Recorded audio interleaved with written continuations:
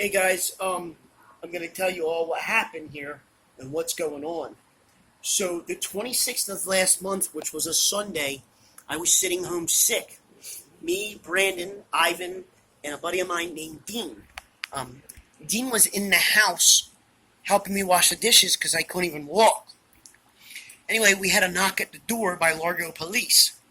They were there with Jada again, which is Ralph's fake daughter. Ralph was there too, but he was since a stroke. He hasn't been all there.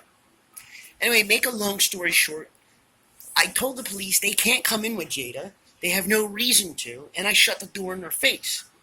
But I did tell them they could come in, or Ralph could come in, and get his stuff if that's really what he wanted. But that's not what's going on. So when the police came back up with Ralph, four deep, Dean opened the door. The police come in with their gloves on. First was this big black officer, the female black officer that you see in the videos harassing me, and another white officer.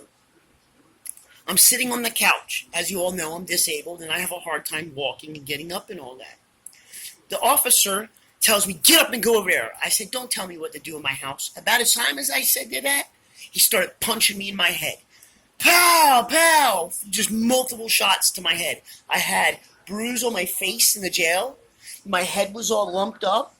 The female officer had her finger poked into my eyeball, pushing my eye over, and the white officer was punching me in my kidneys.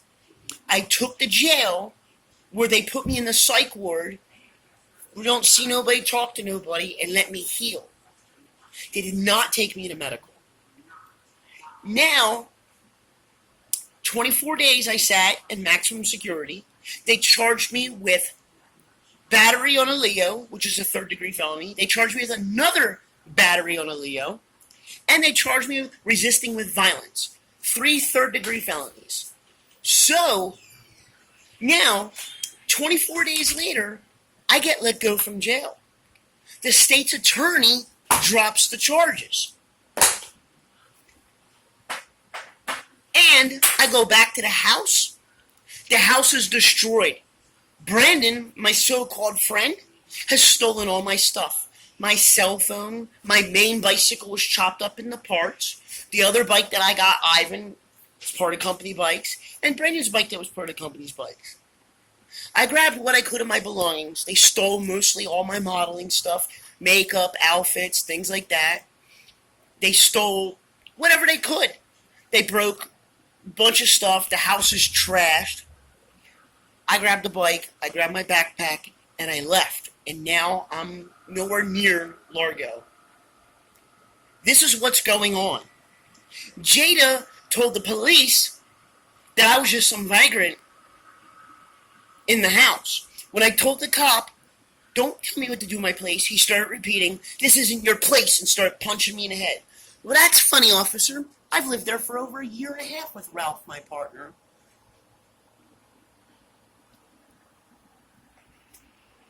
Yeah, there's going to be a police misconduct case filed against the officers. The state's attorneys had dropped the office because what can I do? I can't even make a fist. The arthritis is in my hands, my knees. I'm barely walking. They messed up this time. They messed up bad. When I got into jail, they could tell I was screwed up. They had me in Bravo, which was a psych ward. Then they had me in solitary confinement, where I could barely walk. I finally got back to population, where all the guards saw me pretty much crawling on the ground. What's wrong with you? And I said, they're not treating me. They didn't give me my medications at all. They might have messed up my health pretty good. Then I believe Largo PD tried to recharge me, and the state's attorney told him to stick it. So, I do have 4 witnesses. Ralph was there, Dean Schneider, Brandon Scumbag Williams, the one that was like, he's snitching for the Largo police.